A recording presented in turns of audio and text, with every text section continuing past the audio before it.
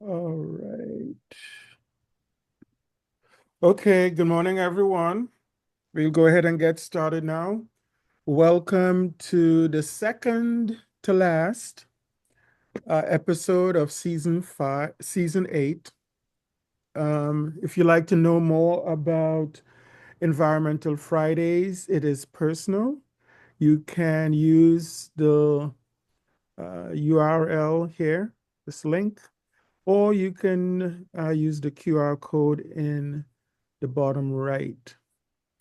We like to welcome a new partner with us, a new partner with Environmental Fridays.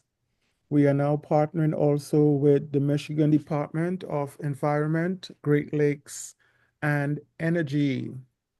In addition, of course, to our other three partners, the American Chemical Society Committee on Minority Affairs, the Benton Michiana Spirit, and GC Scored Every Piece Matters. So these are our partners in bringing you this guest lecture series. If you would like to join our Facebook group, and we encourage you all to do so, just Google Environmental Fridays Facebook group, and the first hits that you get will take you there to our Facebook group. And also, if you'd like to, we have all of our videos, all of our episodes on YouTube from the very first seasons until now. And again, to get to those YouTube videos, you can Google Environmental Fridays YouTube playlist. The URL, the link that you see here is for season 8 for this season, as well as the QR code will take you to the videos for this season. So, as I said, this is the second to last episode of season 8. Our last episode is going to be given by Dr. Sean B. Carroll. He is internationally recognized as a biologist. He's an award-winning author.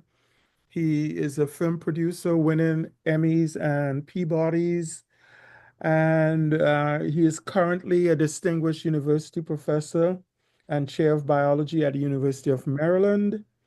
He's an investigator at Howard Hughes Medical Institute.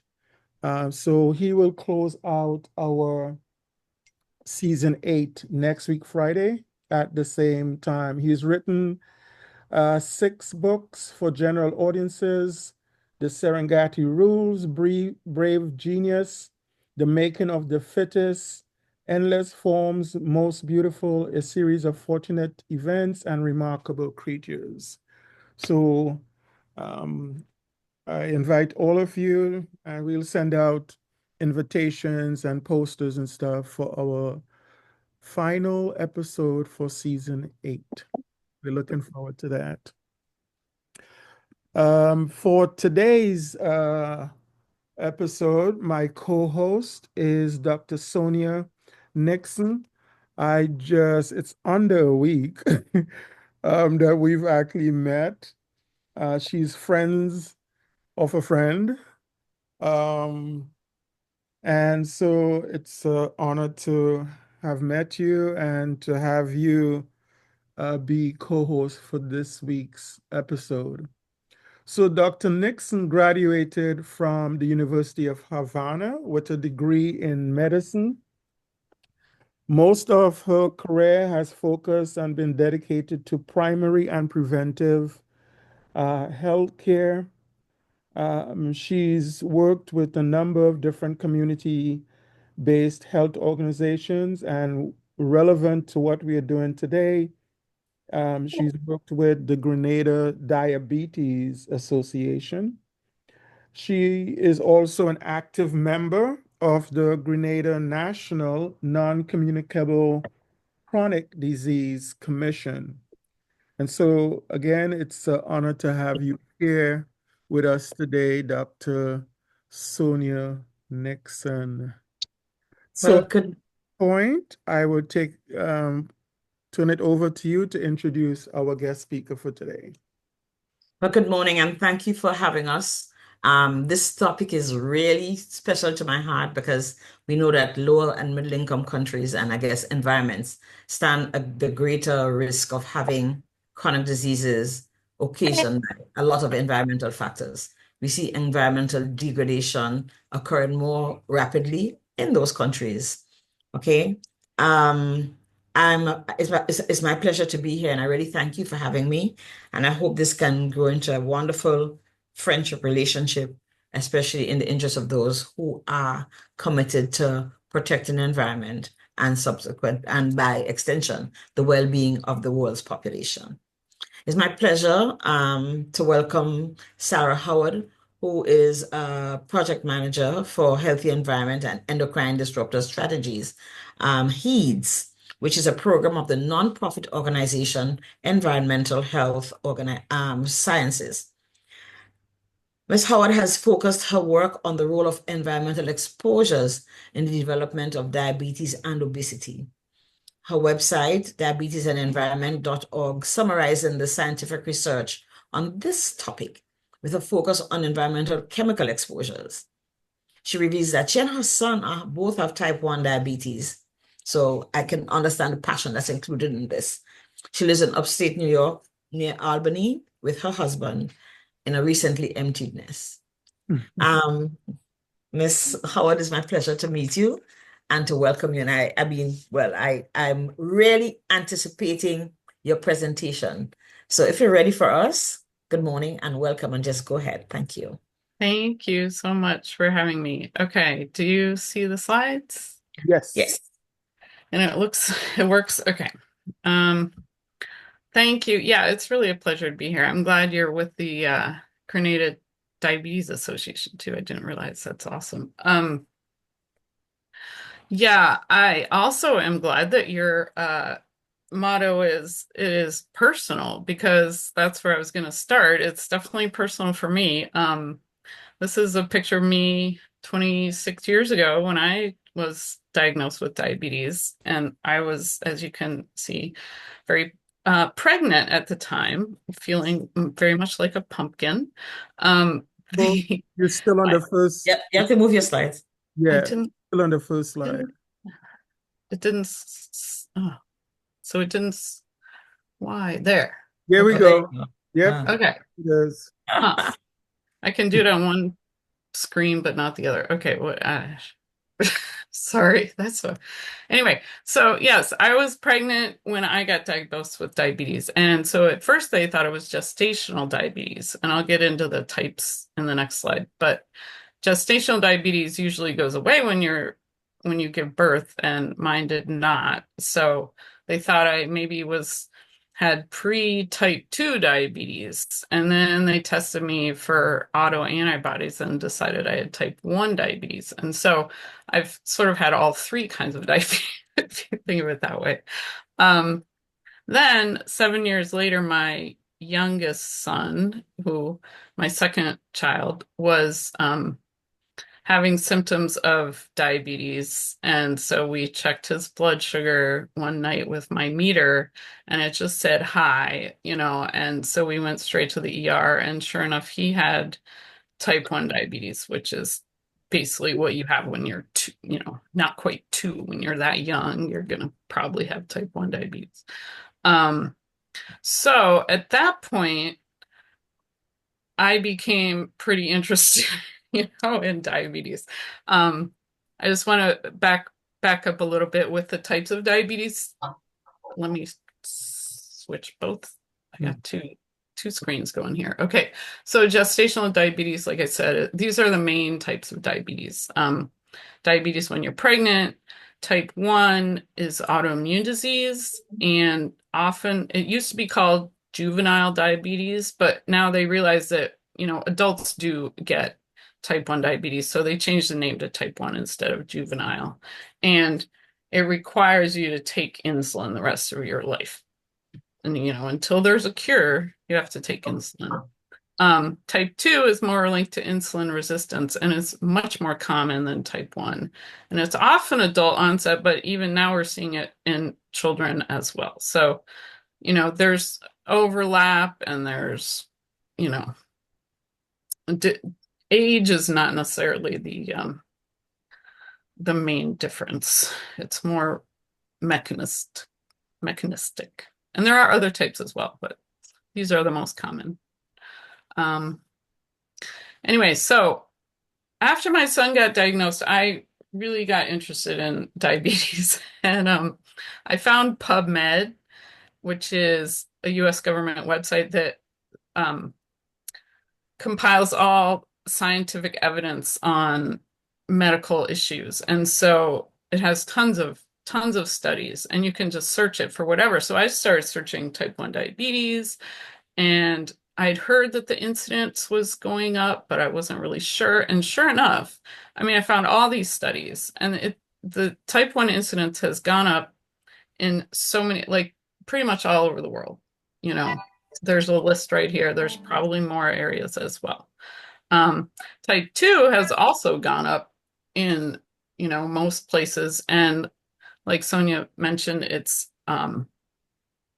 especially common in places where in low and middle income areas now.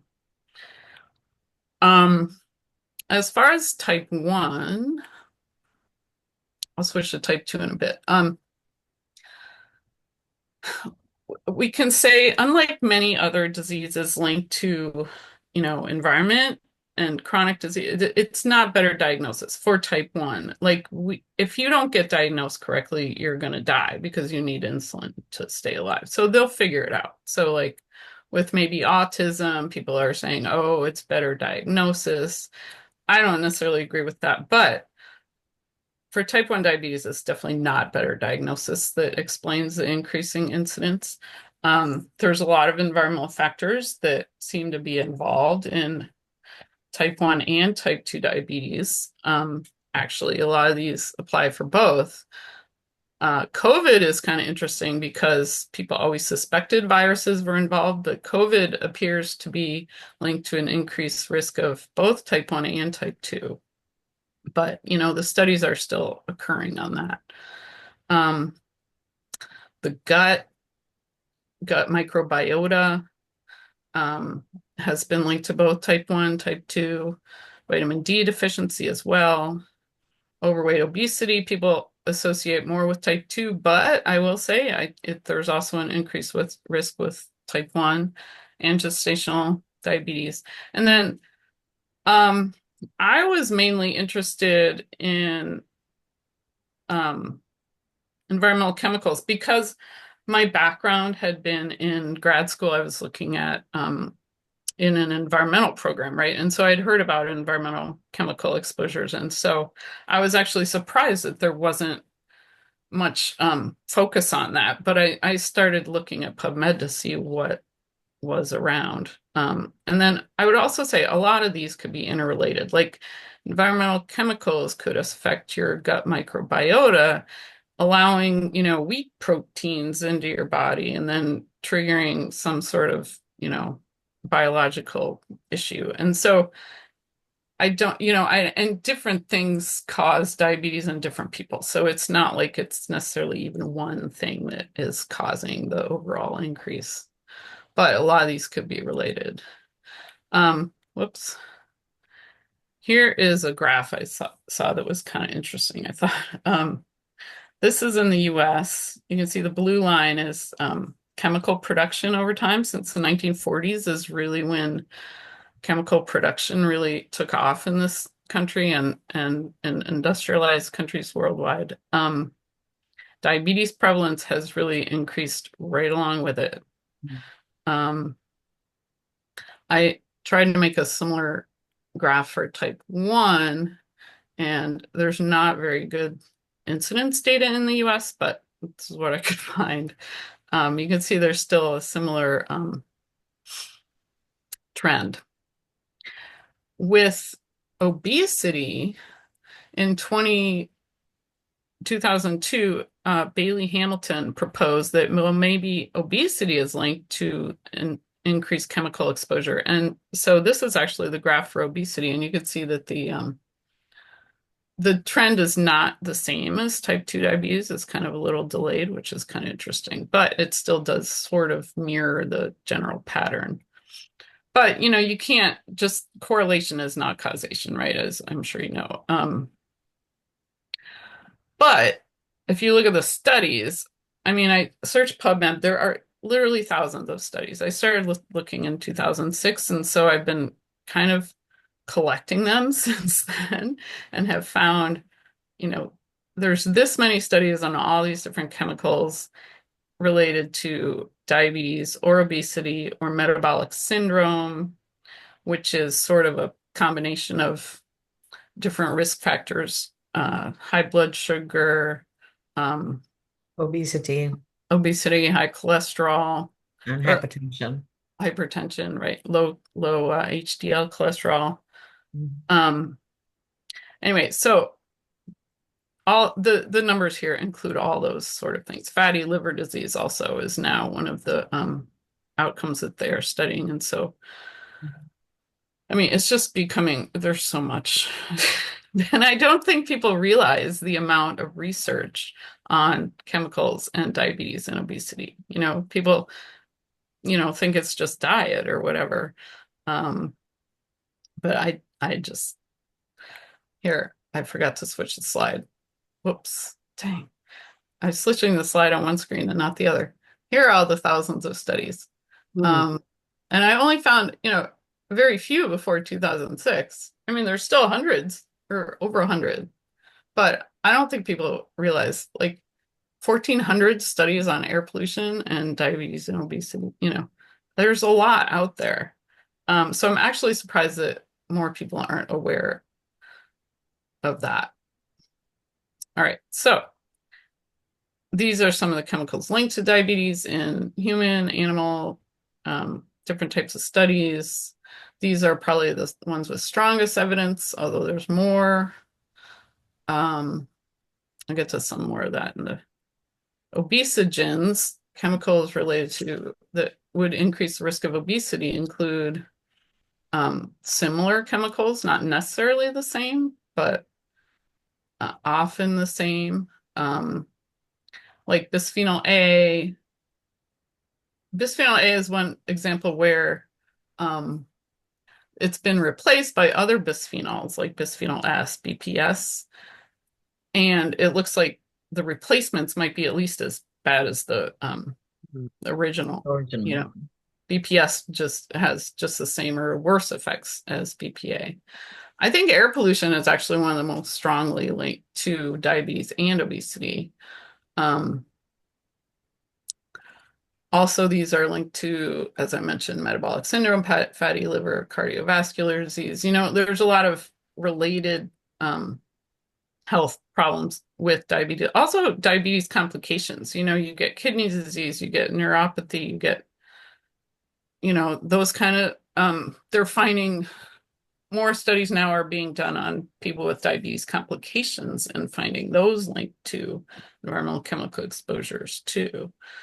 Although there's not as much evidence on that yet. I want to talk about exposure during development because I think a lot of the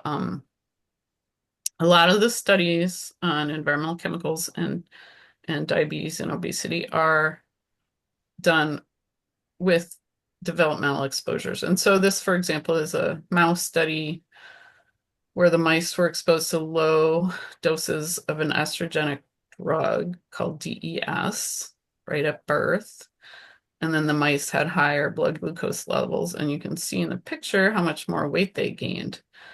DES, unfortunately, was also used in pregnant women back before it was banned for that. But they thought it would reduce the risk of miscarriage, which it didn't. And it caused a rare cancer in the offspring who were exposed in the womb. But so they're now so they've been following women who were exposed to DES in the womb, finding various health outcomes like this cancer. They did look for obesity and found a slightly increased risk of weight gain in adulthood. They didn't find an increased risk of diabetes. So, I mean, I guess this shows that the animal studies can, you know, give you an idea of what you might find, but they're not necessarily the same. It probably depends on the dose, the timing of exposure. There's, a lot of factors that can impact how the chemicals act.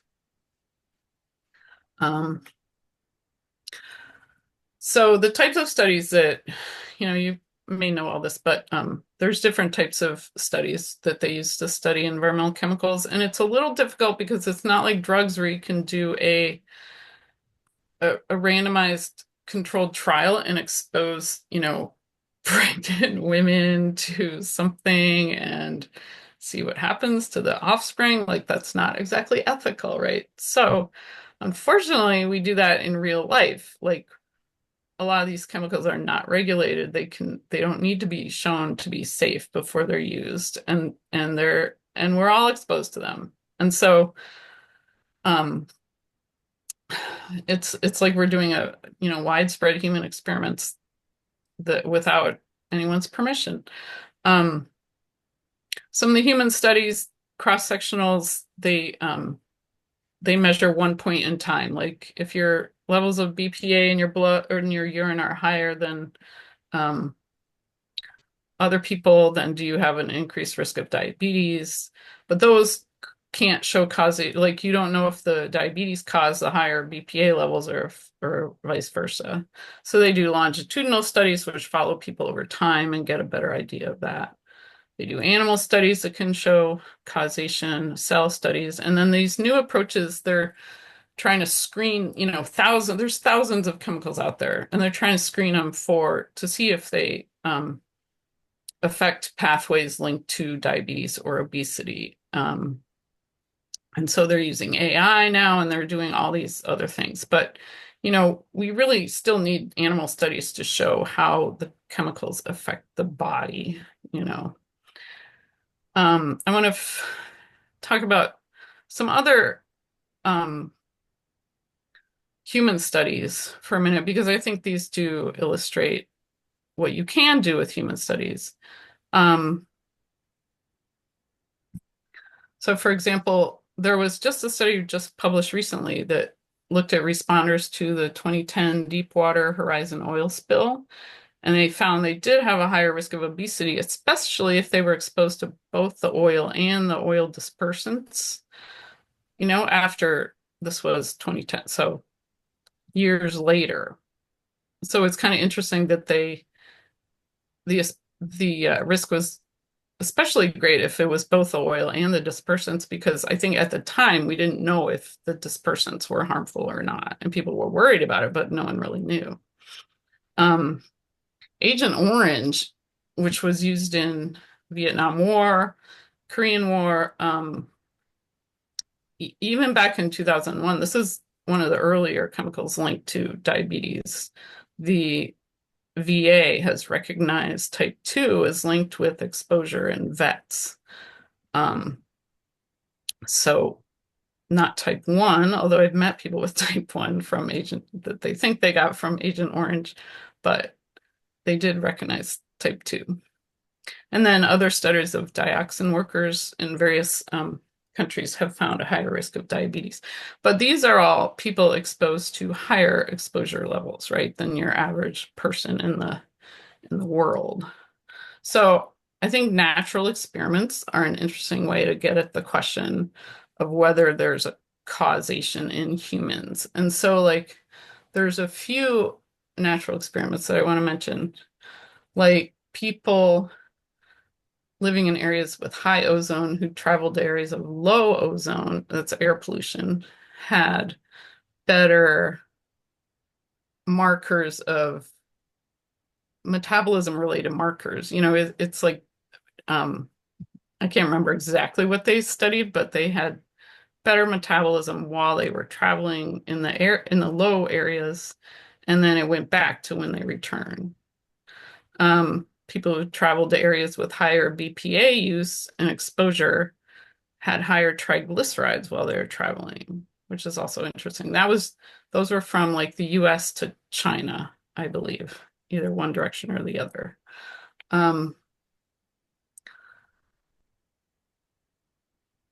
Another also found people living in areas with low pollution who traveled to areas of high pollution had increased insulin resistance. And that was in Michigan, I believe in Detroit. Well, I actually don't know if it's Detroit, but I believe it was a rural area of Michigan to an urban area of Michigan.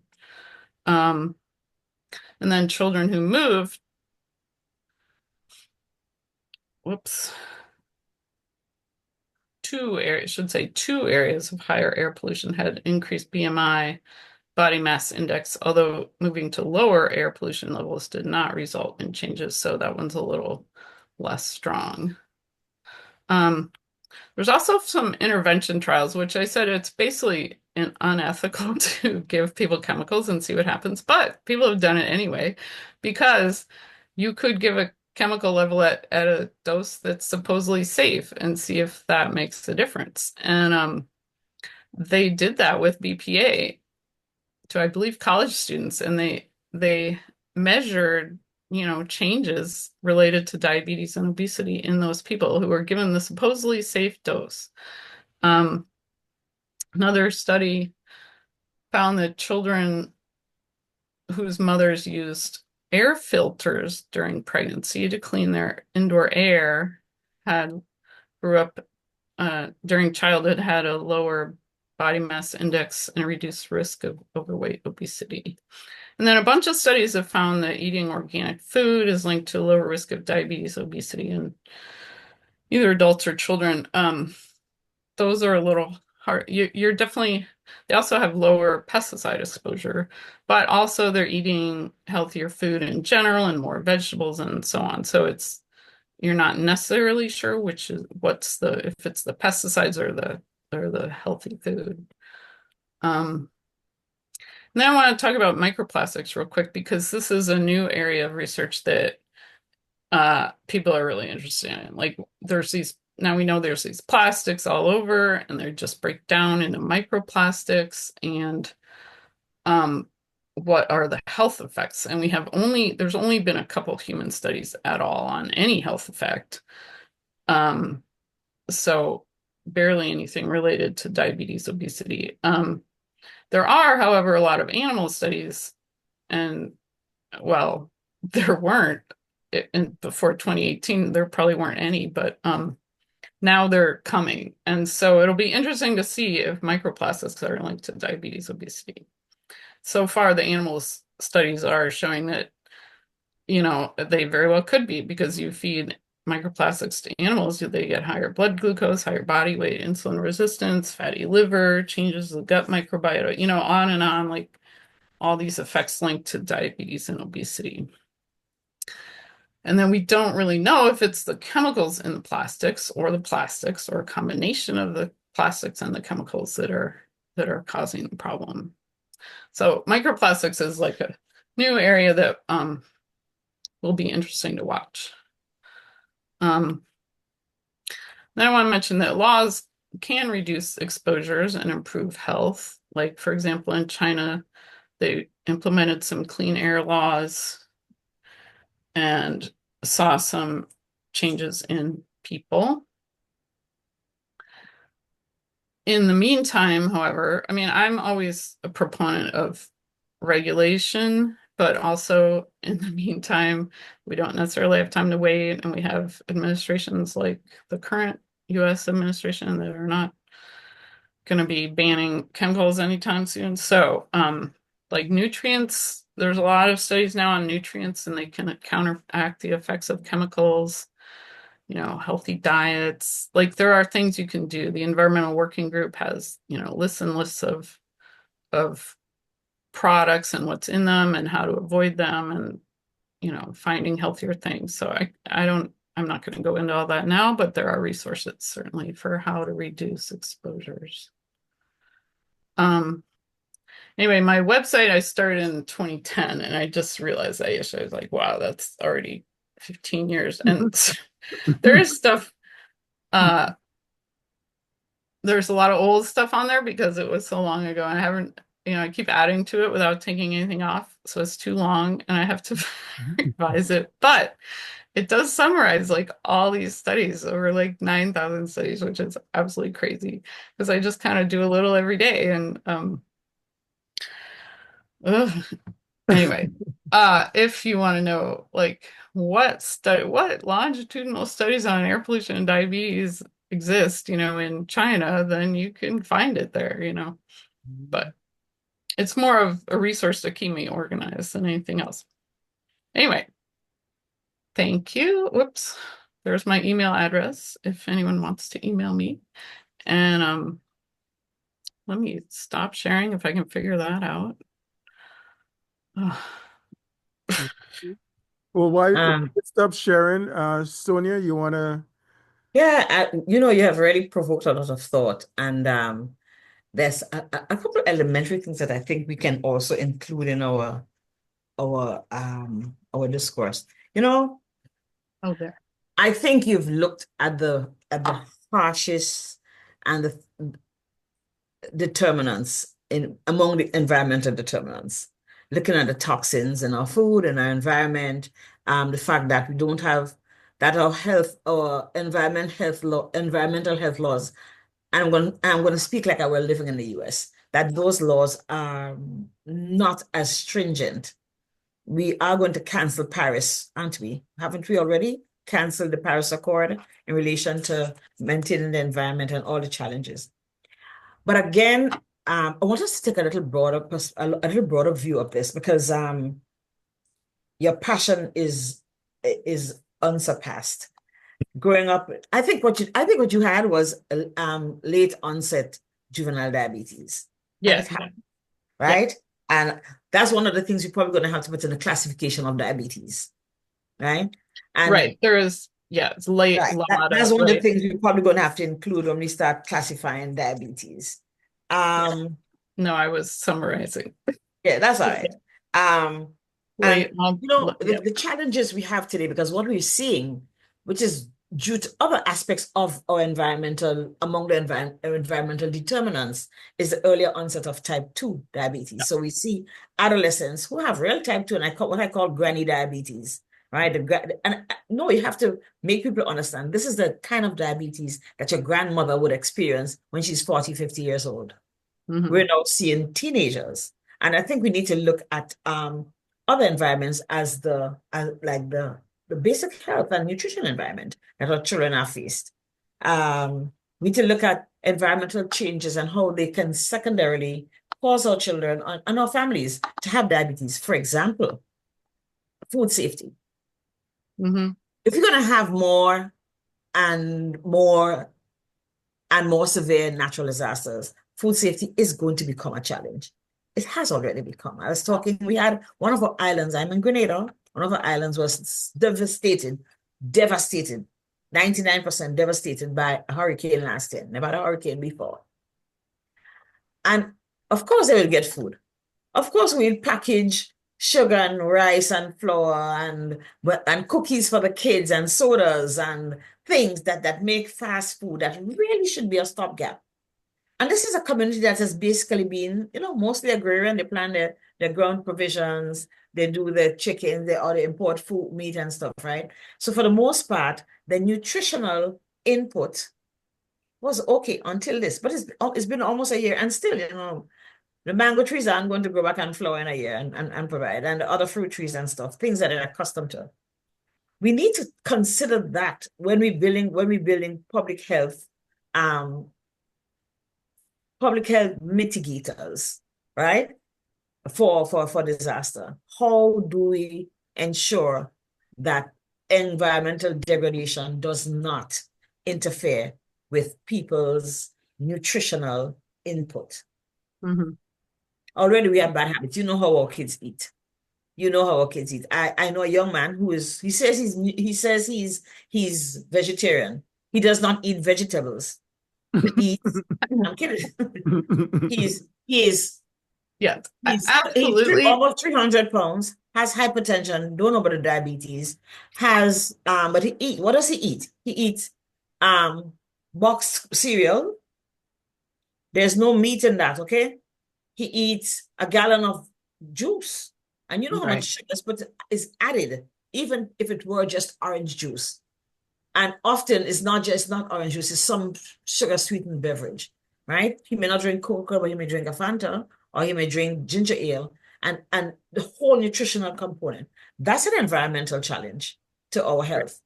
That contributes to obesity, right? Absolutely. Yeah, I didn't mean to imply that diet doesn't No, no, no, contribute. no, no. I'm just expanding what you're saying. I'm not, no, no, no, no.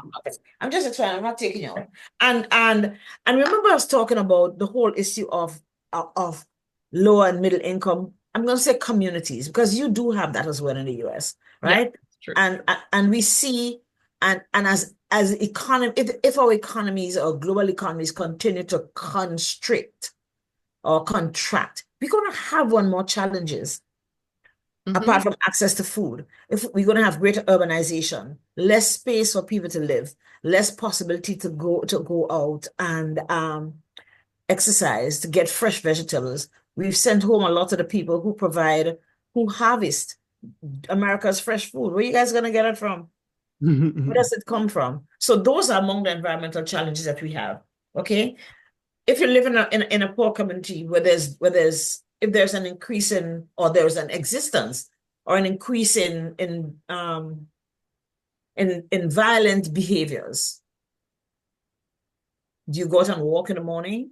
Our roads safe and safe and healthy for walking?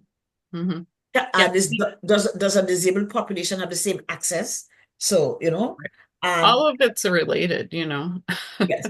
So it's a really big problem, but I'm glad that the importance of chemicals because we don't see it or we don't taste it or we don't feel it or it seems not impact us.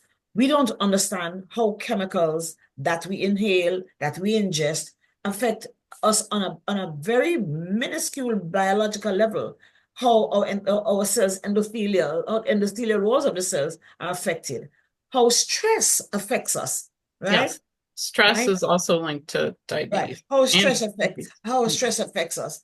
How, So, like I said, how the endothelial stress causes inflammation of cells and malfunction of cells that on a good day will be able to do their duties. But we see insulin resistance becoming one of the big problems. We see obesity becoming one of the big problems, right? So not just alone because I'm eating too much potato chips, but because there are other factors, what I inhale, what I drink, right. even the food I eat and the toxins that come in the food that I eat, right? Are leading us to having insulin resistance and let's and especially in a younger population. let's go ahead and also open it up to questions and comments Sure, from the audience. sure. Looks like there's some, Uh, whoops. so yeah, you guys could unmute and ask the questions, make comments. Well, I'll start, and I have too many, so I only do a few. I thoroughly enjoyed this talk from both of your guest speaker, thank you, and also your co-host. And because it doesn't matter where you go, what if you turn to the right or turn to the left, if it's not in your family, it's your next door neighbor, it's the person in your church. They are diabetics. And it has had such a strain on so many loved ones and caregivers and family members that this subject needs to be a part two, part three, part four, part five, if not a series by itself. So thank you. My first question is about the link between diabetes and people who are losing their vision. Um, if you can talk on that, if you know of such. Mm-hmm. You know, I don't know, actually. You mean like as a complication of diabetes? So I am low vision and I'm not a diabetic, but in the state of Michigan, we have a low vision clinic or a blind center. And you can go there and live there for a while. And when I did go there for them to help me to be sustainable with my job and to be relevant and be the queen that I am, There were a lot of things that they taught us, but what was so visually clear, and I noticed when I'm not 100% blind, it was all of the people who were diabetics that were there and had lost their vision. And many of them were 100% blind, where their vision was black or grayish area. And I would say over half of the people there, they had they were diabetics. And so I was like, of course that makes me nervous, but just I went there to learn, but I really left out learning more than I ever thought I would. And the whole diabetes thing. And every time I'm talking to someone, they go, "Are you a diabetic? Are you a diabetic?" Like, no, I'm not. But there is a strong link, and that was one incident that was quite relevant about diabetes and low vision and people going blind. Hmm. All So right, yeah, let me clear this for you, Princess, and thanks, because that's a very important question. So by 2040, we'll have 642 million people with diabetes. WHO is showing us that over the last 10 years, despite all the apparent interventions and activities to harness the challenges of diabetes, its onset, its outcomes, its complications, that we've had a fourfold. The population of diabetes has increased by 400%. Go figure. And so you can never teach enough. You can never give enough information. You can never create enough interest in information about diabetes and how we prevent. You can never do enough interventions in a community to remove the environmental factors to ensure food safety and stress-free lifestyles and other things that contribute. Now, let me explain to you how this vision thing goes. Diabetes is a disease that affects your blood vessels most across the board. So I tell my patients here, your brain, your eyes, your heart, your kidneys, and your feet, and your general peripheral circulation with your feet. We know about the level of amputation. We can tell you in the Caribbean 1,000,000 times about the level of amputations among our population. Okay? Way too much, right? Way, way, way too much. All right? What happens when you have diabetes is what is called when you have a surplus of circulating blood sugar and no system to create the balance. Often there's a lack of insulin that normally comes from the pancreas, that organ called the pancreas. No, often there is a lack of good quality or available, right? Insulin in the human system, because insulin's responsibility is to remove all that blood sugar, all the sugar in the blood from the that you may have consumed from your food. Whatever you eat breaks down. Most of it breaks down into glucose. You need glucose because if you look at there's a limit. When you look at a lab test, it says it must be between 4.2 and 6. Some people say 6.2, or some people say 4 and 6.2, but there's a range. So it means this is something that your body needs. You need your glucose for energy. That is what it is, the currency for energy. Okay. Now,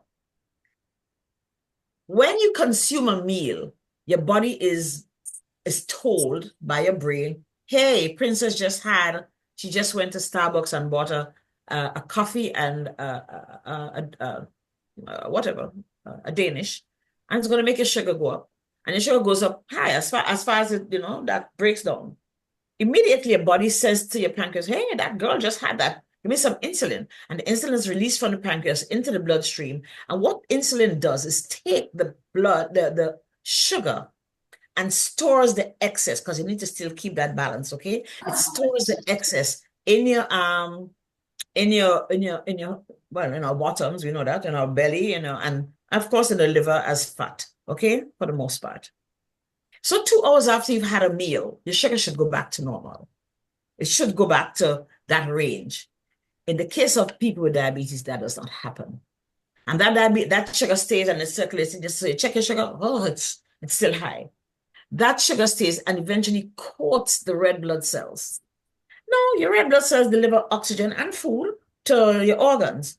And it goes to those very, very tiny and almost non-existent blood vessels. Because if you were to cut yourself, you'll see blood coming up, but you can't see any blood vessels. What you see is just spaces. They're called sinusoids. It's just like we're looking at Desmond, his beach. The sea comes up and it disappears into the sand. We know we see the seawater goes down the same way. It just dissipates into the spaces, right? But those spaces are very small. If you coat a red blood cell that is normally very pliable, like the guy making pizza on TV, if you put all this sugar on it, it becomes hardened. And when it becomes hardened, it becomes impossible for it to deliver the oxygen that is required for it to penetrate those little cells that it normally will twist and turn itself to get through. That doesn't happen anymore. What you have is a deficit of oxygen and food into those tissues. At the back of the eye, on the retina, where most of the exchange of stuff take place for us to get for our vision, those blood vessels, they become impaired. Mm. And so your vision start deteriorating. There are communities that will, and that's why they ask you about being diabetic. You can have visual loss for other reasons. You can have retinitis pigmentosa, you can have macular degeneration, whatever it is, you can have a genetic problem. However, in the case of diabetics, you have this deterioration of the vasculature in the back of the eyes, and eventually the optic nerve gets very poorly fed. And if you feed any organ badly, it's going to start to malfunction and misfunction and not do what it is called. We know that, and I tell my diabetics, diabetes is a galloping horse. Once you figure out your sugar is high, you have to do everything. But we have to reinforce and we have to create environments where people screen for diabetes, first of all, because most of us eat badly. It's easy to get food on the go, right? A lot of us do not exercise as required. The Black population in particular does have a lot of diabetes as part of genetic makeup, and I forgot to mention that with Sarah in the beginning. You know, the whole genetic component related to diabetes, right? That's a very important point. So if your grandmother had it or your auntie has it, you start looking, you start doing what it is, right? And our public health system, which you guys have had shattered in the last few weeks, I'm really sorry, has to include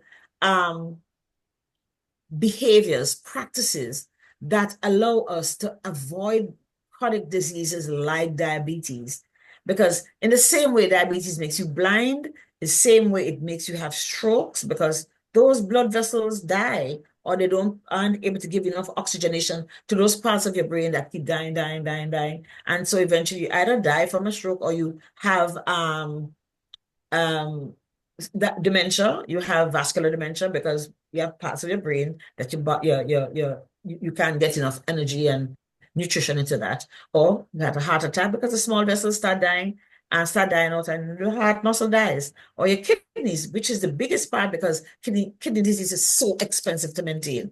And it's so debilitating for the person who has kidney disease. And of course, loss of limbs and etc. But those are the 5 big ones. Right. So therefore, we got to have. But this is why I Can said I say we one need thing to have about another series. But yeah, please go ahead.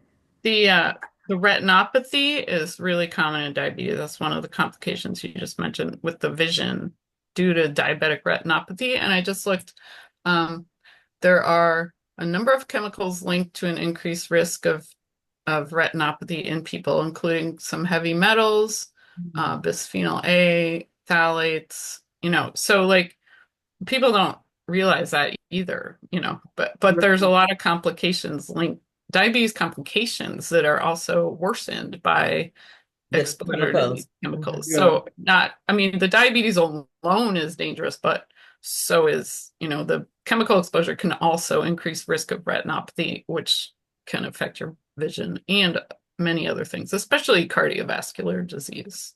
That's probably the stronger evidence for that. Desmond, you wanted to say something. Another line of questioning is, so you are Sonia, Dr. Nixon, associated with the Grenada Diabetes Association. Could you tell us a little bit more about that, but also tell us if there are other associations like this in the Caribbean and maybe in a broader level, if Sarah could tell us about associations, because these associations, I'm assuming, patient oriented, focused, trying to get people the information that they need. So Sonia and then Sarah. So the Grenada Diabetes Association, and by extension, they're not related. So we're not related to Antigua's diabetes control people, or they are basically community-based organizations. Okay, civil society organizations that raise funds. Some of us get a little subvention from the government, some of us don't, but we raise funds where we can, right? To educate and to facilitate, to educate people how to prevent diabetes, and to educate people with diabetes how to control the diabetes and get back to as normal as possible. Remember, however, it would be much better if it were bigger and if we had more funds. Funding is always a challenge, right? It is done mostly by volunteers, okay, who teach you how to take your insulin, who would go to health fairs and explain what is this diabetes thing. But often the people who seek their services are the people who already have diabetes. So our health system is a little different from how yours is. So the government and the public health system tends to focus a lot, and again, even in collaboration with the Diabetes Association, on mitigation. And I wanted to say this to Sarah, the whole environmental thing is something that has not been looked on a lot, even if it gets mixed in the fact that you already have changes. We still and low and middle income countries still have to put it as part of their focus. How are we going to as part of their focus, that environmental determinants, right, are also contributory to the fact that people have diabetes. So in teaching the Diabetes Association, right, you should be able to say, look, I know you live in Jonestown. Oh God, that's a bad place. You live in St. George's. There's probably no way to walk. Can you go walk on the beach, right?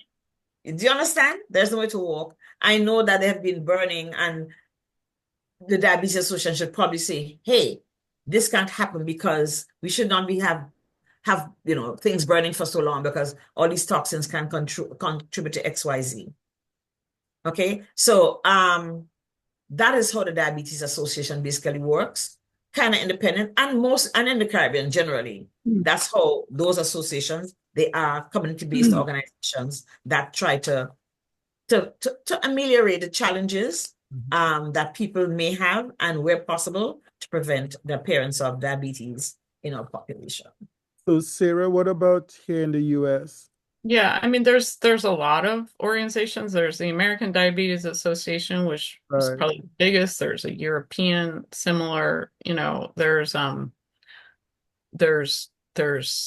what used to be JDRF, was the Juvenile Diabetes Research Foundation. They just changed their name to something else. But I do want to mention that the diabetes prevention program in the US was a 30-year-long effort to, in every state, to prevent diabetes. It just got its funding chopped. So unfortunately, we just lost a major governmental,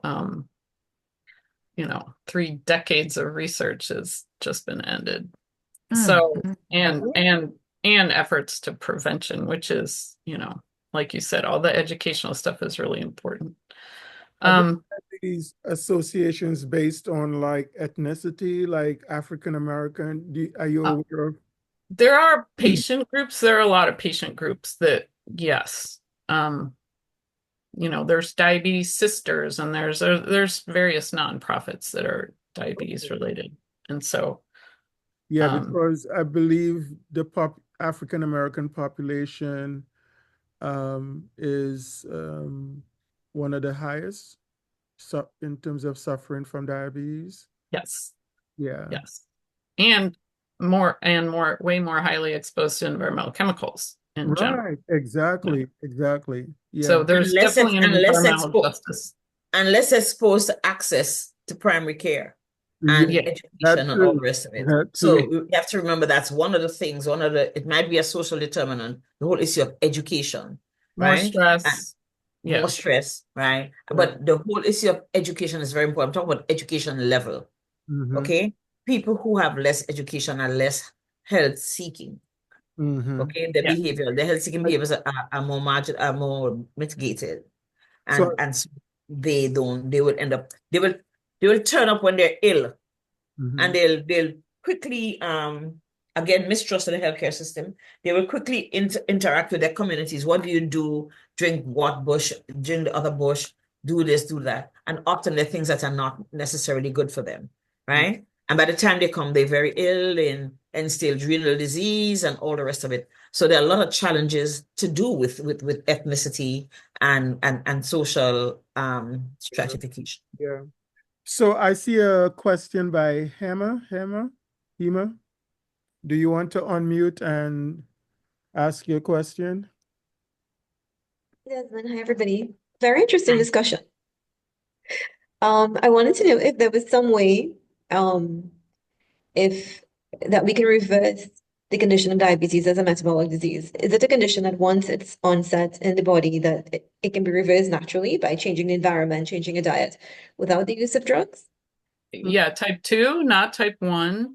Type 1 is only cured, like there's been cures with pancreas transplants and stuff, but then you got to take immunosuppressive drugs the rest of your life, so it's not really widespreadly done or anything. Type 2, you can reverse it.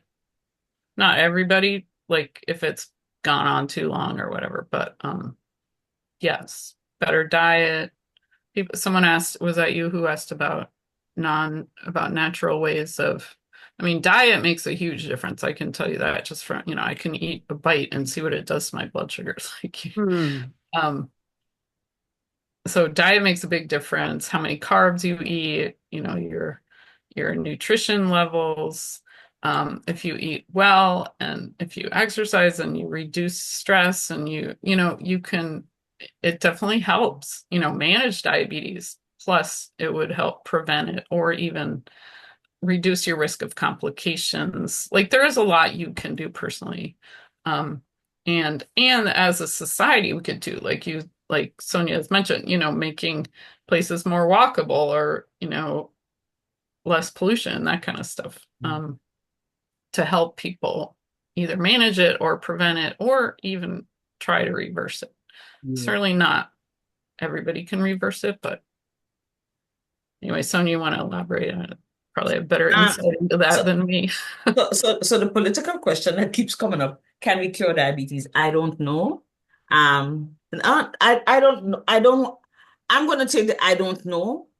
What I can say, we can control diabetes. And yes, we can get people off medications, but you also have to really capture this early because remember, the longer people have had the disease is the more chronic the behaviors are. So there's a whole lot of behavioral changes that are related.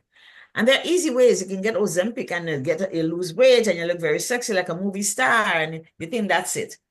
But when it comes to, I'm serious, when it comes to understanding the profound and the serious nature of behavior and managing or preventing a condition, a lot of us don't. Yes, weight loss is very important. Yes, exercise is very important. And I have been able to reverse my patients' medications. I don't have anybody who's off medications yet, but we're getting there. But also, I think the delivery of healthcare is very important. If you come to my office and I say, Sarah, okay, so let's say you're type 2, Sarah, okay? And here's a medication where you're going to take Zigduo, whatever you're taking, insulin, I don't know, right? Here's your prescription. See, do your A1C, if it's okay. See in 3 months with your A1C, your A1C is fine. Okay, let's continue. But I don't spend time to teach you about your eye control, your eye safety. I haven't taught you how to take care of your heart, how to follow up your kidney functions, how to make sure that your foot care is perfect so you don't lose your foot accidentally. Do you understand what I'm saying, right? There are other things, other components that we have to make people with diabetes understand. And above all, that they're responsible too. My patients know that they're the primary person in managing their diabetes.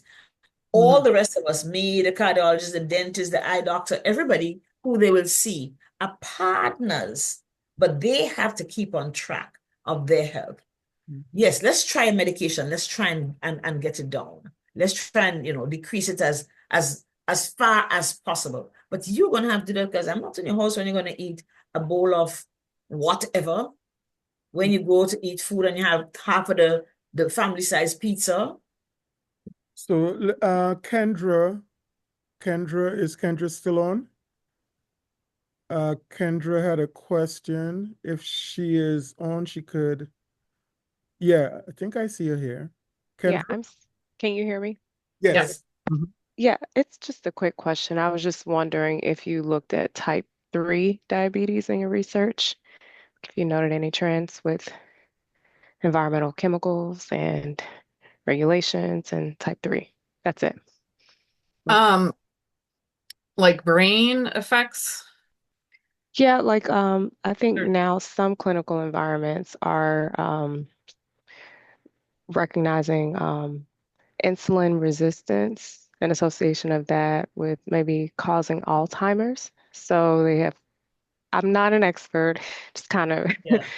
heard the term type 3 diabetes being thrown around now, not thrown around, but putting out there. So I was just wondering in your analysis, there's probably a lot of research already on Alzheimer's, and I don't know the stages of onset, but I was just wondering if you considered adding that to your trends. Yeah, I have not really. There is definitely research linking Alzheimer's and other neurological issues to environmental chemical exposures for sure. Mhm. Principally, principally to the environmental exposures. Yeah, Diabetes may be part of it, right. but I hence haven't really focused on that, so I don't know a whole lot type about it. 3 is actually not really accepted as an official classification, but it does link insulin resistance and Alzheimer's. But guess what? Is So, that how long has the patient had insulin resistance? That's one of the things we have to consider. Is this somebody who's been diabetic who has not really managed their diabetes well? And I think as we continue, we do prospective studies, we look into the future, we'll be able to have better information in relation to the things that are kind of new to research. yeah. So one of the areas, Sarah, that you talked about quite a bit was the connection between pollution and diabetes. But as we all know, pollution is a mixture. Pollution of any kind is really a mixture. It's not just Yeah. one thing. So I want to kind of zero in on one aspect of atmospheric, air pollution, which is particulate matter. What does the research show about particulate matters? So matter of a certain, size and dimension. Is there a Yeah. connection between that and diabetes? Yes, very strong actually, especially the fine particulate matter, the smallest ones. Okay. Um, yeah, and obesity and diabetes, a lot of research on that, tons of research. And a lot of it's from China, where they have higher exposure levels than we do in the US. Um, but there are studies even in the US showing that the levels exposed in the US are still increasing the risk, or the UK or, there's studies from all over the In world. industrialized countries in particular, and Mhm. in countries where we don't have much control over environmental behaviors. Yeah, so there's studies from all over showing that. And so, yes, and I also want to address your mixtures comment because like particulate matter and air pollution is just like a huge mix of chemicals. And so they've been trying to figure out which exact parts of Right. particulate matter are the most strongly linked. And so there's studies on that, like it's a black carbon or whatever. Um, so they're starting to research that, but I don't know that I think, Yeah. the mixture effects alone is another area of research. Like they're looking at, okay, you can expose to this chemical or that one, but what about in combination? And the combination can be synergistic, like, or additive, or maybe even counteractive. Like the mixtures are a big mess. And Right. so, and Right. it's hard to figure that out, especially in humans. Mhm. Like they're definitely looking at it and trying to figure out like which chemicals are most responsible, but definitely mixtures are a problem, and because we're all exposed to these hundreds of chemicals even in the womb, and so timing, dose, mixtures, all of it is important. Yeah, and with the emergence of microplastics and even nanoplastics, then Yeah, those mixed in right. with the other existing pollutants just makes it even more difficult to like separate out and also to see what sort of interactive things that happen between pollutants with respect to diabetes. So, So there's another component to pollutants. And remember that noise is also a pollutant. It's also an environmental pollutant. Actually, noise is linked to diabetes and obesity. noise? Yeah. Noise, even Yeah, an noise. animal, noise. Yeah. Yeah. Even Wow. animals. Is So there like a mechanism in which noise increases sugar? so Yeah. what the noise like and air pollutant actually seem to stimulate lipid levels, Mm, cholesterol and stuff, which puts us at risk for developing hypertension and diabetes, right? By the endothelial changes that they cause. Just the stress, the elevated cortisol levels.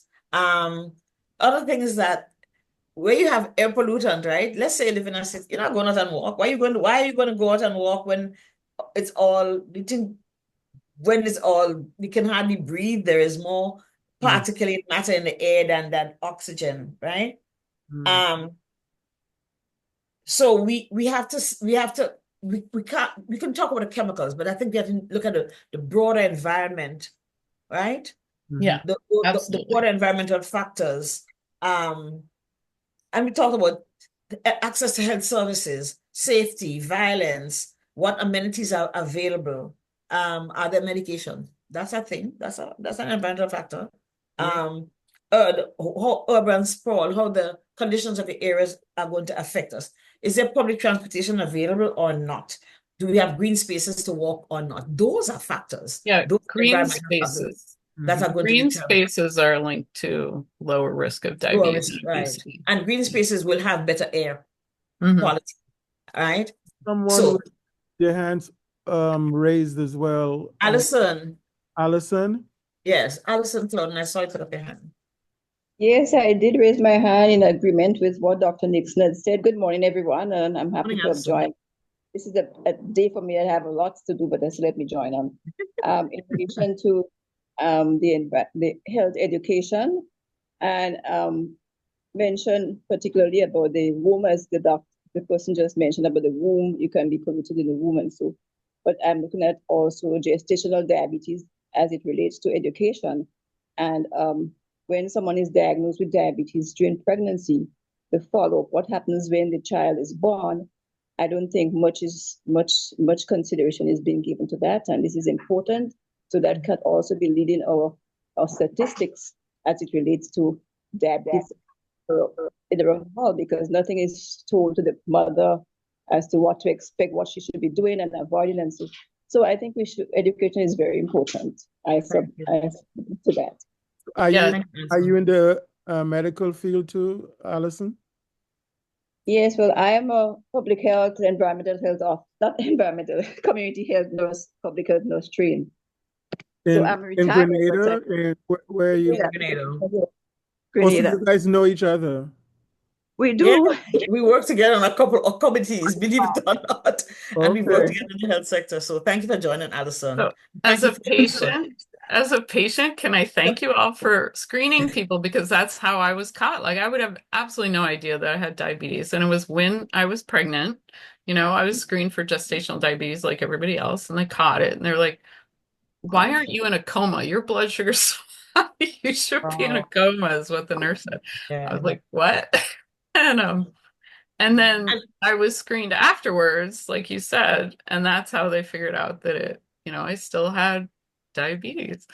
But yeah, those screening programs and the educational programs are so important because it's very important. really like it is, like you said, you have to do it all yourself, and it's really complicated, to manage diabetes. I think our population here in the Caribbean would suffer greatly if we had the experiences that you guys have had with Department of Health and Human Services. Yeah, I mean, It would be crazy because so much of our population education, population support for care. Everybody in Grenada has access to primary health care and they don't even have to pay for it. Okay, because we don't have a large amount of population that has health insurance. I don't know what we would do if the few people who are getting support through the public healthcare system did not have that kind of access. And that would be another big environmental and economic determinant to health, to diabetes health for our population. But Sarah, you also mentioned in passing a group called Environmental Working Group. Yeah. Do you know about the No. EWG? Yeah, could you tell us a little bit more? They'll here, I'll put the website in the chat. Okay. The EWG.org, they have a lot, they provide a lot of information on how an individual can reduce exposures, like what products to avoid, what how to reduce your individual exposures. Okay. Consumer I guide. I have a question. Oh, sorry. I thought you were finished. Screens, all sorts of things. So I just was saying that as a resource about how to reduce exposures. Okay. Desmond, I just wanted to share what Ellison said about education, and everyone on here has echoed it. We have two powerhouse Queen S's on here, Sarah and Sonia, and I am inviting them because we all know if you don't know, you don't know. And that knowledge is so powerful, and education empowers people. We are fortunate here in our community have a small little newspaper that makes a big difference. And I am inviting them to write columns here in our area through the Benton Spirit newspaper. We actually do have and have had for years an environmental page. And if you guys could just share tips and resources and some of the knowledge that you have, our newspaper is free in print and online. And since you are on this line, and we happen to be a sponsor of Environmental Fridays, and as well as so many people in our community, because it goes online as well, would really be honored if you would take the time to write articles on behalf of your knowledge. Let it be diabetes, obesity, the environment. And Dr. Murray would be your contact person. And Dr. Murray can share my email address with Princess and we can get on from there. Okay. So I want to make one very important point. So, here I'm a physician. Dr. Murray is a chemist, right? Right. Sarah's a research scientist. Allison is a doctor. I don't know what Nurse. Princess is. Allison's a nurse. Just as good as Allison. But here we all are, and there are people out there, and there are a lot of resources. My challenge is that we do not come together sufficiently to advocate. My challenge is that we're not speaking the proper language to the population that needs to hear it. And I told the guys when World Health Organization said, "Hey guys, just recently, we have had a 400% increase in diabetes in 10 years. You know how much money has been put into diabetes management? But then you have environmental, what's it called, Sarah? The working group, who should be a stakeholder. We have this program, which should be part of it. It has to be a conglomerate of stakeholders, people who are interested at every point of the disease, right? To ensure that we can mitigate the risk factors or the contributing factors to the risk factors. We have to come together. And now that we don't have money, we're going to have to be better volunteers. I tell you, right? We're going to have to be better volunteers. We're going to have to recognize what the challenges are and what is my input, my little slice of input, and how it keeps the whole as a whole.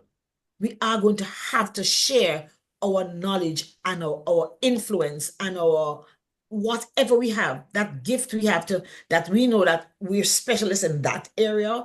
All of us are going to have to come together and collaborate. It cannot be competitive. It cannot be separated. It has to be one collaborative team of people working to mitigate the challenge that we face with diabetes. Yeah. I think, a lot of environmental groups would be interested in working with patient groups and community groups. We can definitely, I totally agree. We should be working together on this kind of stuff. Yeah. So I think we're going to get to close to the end here, but I wanted to recognize Chris Is Chris Oh, still here? Chris, you had a question about Oh, nutrition. yes. I saw Chris's question. I was going to answer. We got yeah, I just misplaced. Yeah. put it in the So, chat. Chris, let me tell you something. They don't teach us anything about nutrition in medical school, okay? Or chemicals, right? They don't cover Oh, that. I'm not talking about environment, nothing about nutrition, nothing about these other contributing factors. What I know about nutrition is what I've sought for myself or speaking to my friends who are nutritionists and stuff. Um, and the fact that I send all of my diabetics for nutritional counseling. I don't care how much you know, just go to the person who know a little more than you so they can package it for you. And above all, what I have to eat in Grenada or what you may have to eat in your house may be different from what is there in New York and what's different, what's in Michigan. So, and what your activities are. So everybody needs something that is very individual. Mhm. As physicians, we have a responsibility to recognize what are the services people need, even if you're not diabetic, right? But you see someone put on a little weight, hey, Mary, you kind of need to, oh, tell me how you've been eating. I sit and talk to my patients, spend a lot of time with my patients. But I'm not the boss here, and I invite my patients to go to Mary, who's a nutritionist. Where do you live? And I speak to the people in the public, the public, um, the people who serve the government, and say, listen, you need to fix XYZ. Patients don't have where to walk. You have to improve the traffic. And I speak to the police, right? That's because me, that's just me and my nature. But we have to work with all the things. But like I said, Chris, they don't teach us nutrition in school. They don't teach us that it's important, believe it or not. Yeah. So are there other comments, questions? Again, we are getting to the end of our episode today. If there are any more questions, so we definitely would need to follow up. As I said earlier, this is the second to last episode, and a lot of information was given here today that would give me leads to find other guest speakers on this topic. There's so many different aspects to the topic, so you could expect that in season 9 and 10 and 11 and 12, or going forward, that we would have more of these types of conversations and discussions. So yeah, any final questions or comments before we take off? All right, I'll take that as we are satisfied at least I want to today. thank you guys. Thank you. Yeah. This has been excellent for me. Thank you for being able to share what we have. I always think that the Caribbean has a really good model of public health that we um we need to share with other countries. We have very limited resources, but we do have problems with diabetes. Mhm. I'm really grateful to you, Sarah, for opening my eyes because yeah, I know about environmental things and I read it, but whether or not it's incorporated in diabetes prevention and management is not part of the policy here. Mhm. And like I said, we have to come together and make it more efficient in order to prevent it. Mhm. Yeah. And Desmond, thanks a lot for inviting me to your program today. I feel like I could be on the beach because it's really hot, but thank you very much, and I wish you all the best. We will continue collaborating for sure. Yeah, Um, thanks for and having this me. is a good start. This is a very good start for one of the goals that you talked about, us coming all together with our different talents, gifts, insights, expertise, and experiences. And so, yeah, this is a very good start. In fact, one of the successes that we've had with the Environmental Fridays is that it helps spawn a entire new endeavor, which we label A for Asthma. So maybe out of this discussion today, we would have something that focuses specifically on diabetes. And so we look forward to connecting and continue working on this area. Thanks again Great. to Sonia um, Yeah, for coming in, giving us the medical expertise on this topic. Thank you so much um, to Sarah for all of the research. I mean, like, I think one of the answers to what Princella was saying is that we can go to your website with over 9,000 references, Too much, but right, and pull down information from it because it's already there. I've looked at it. So and it's a lead to for me and for others to follow up with the persons who did the research to have them be part Yeah, of the conversation. So yeah, yeah, that's true. 9,000 plus and growing. It's I something got that it. we could start using. We I could got talk it. about that some more later on. I got to summarize it more. But anyway, but if Yes, you want to know like Agent Orange, there it is. yes, exactly. All right. So Yeah. Well, thank thank you you so much guys. for having me. It Oh, was not a great. problem. It was our honor, our privilege to do so. And we had a very interactive audience today, Allison and others, Princess. It seems like a lot of people were paying attention, taking notes, and hopefully this will have an impact on our daily lives. Thank you. And if it's Friday, it's Environmental Fridays. It is personal. See you guys back here next week for our last episode of season 8. Take care, everyone. Thank you. Thank you, Dr. Murray. Bye. Bye bye. Nice to meet you, Sarah. Bye, Thank you. everyone. Yeah. Fun. And hope everyone Bye. will mommies have a happy Mother's Day. Oh, happy Mother's Day Yes. to Happy everyone. Mother's Day. Thank you. Thank you. Thanks very, very much.